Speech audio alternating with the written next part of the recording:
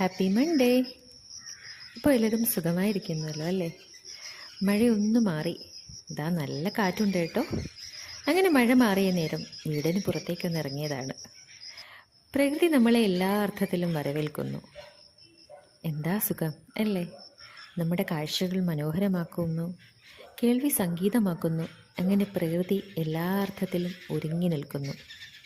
ഇതാ നോക്കൂ, നമ്മുടെ വീട്ടിൽ വന്നു പോകുന്ന കുറച്ച് പേരാണ് കേട്ടോ ഇത്. ശലഭങ്ങൾ പല നിറത്തിലുള്ള പല വെറൈറ്റീസ് ഉണ്ട് കേട്ടോ. പലപ്പോഴും ഞാൻ വിചാരിക്കാറുണ്ട്, ഇവർ തമ്മിൽ എന്തൊരു ബോണ്ടിങ് ആണല്ലേ. നാളെയും വരിക, ഞാൻ നിങ്ങൾക്കായി സ്നേഹം പങ്കുവയ്ക്കാൻ കാത്തിരിക്കുന്നു എന്ന ചെടിയുടെ വാക്കുകളും. അതെ, ഞങ്ങൾ നാളെയും വന്നെത്തും ഈ സ്നേഹം നുകരാൻ. ശലഭവും ചെടിയും തമ്മിലുള്ള ആ ഒരു ബോണ്ടിങ് എത്ര മനോഹരമാണല്ലേ. നിങ്ങൾ ചിന്തിച്ചിട്ടുണ്ടോ, പലപ്പോഴും നമ്മൾ മനുഷ്യർക്കിടയിൽ ഈ ഒരു ബോണ്ടിങ് കാണാറില്ല.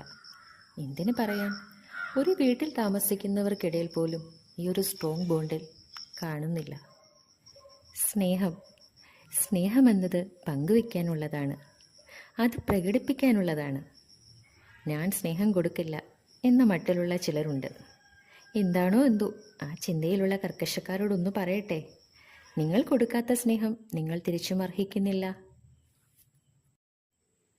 പലപ്പോഴും നമ്മൾ പ്രകൃതിയിലേക്ക് നോക്കിയാൽ അവിടുന്ന് നമുക്ക് ഒരുപാട് പഠിക്കാനുണ്ടല്ലേ. അപ്പോഴേ സ്നേഹം പങ്കുവയ്ക്കുക, നിങ്ങളുടെ കുടുംബത്തെ ചേർത്ത് നിർത്തുക.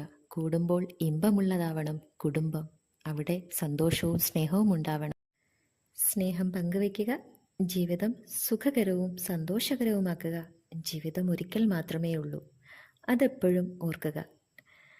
എല്ലാവരും സുഖമായിരിക്കുക, സന്തോഷമായിരിക്കുക. Take care. ബൈ.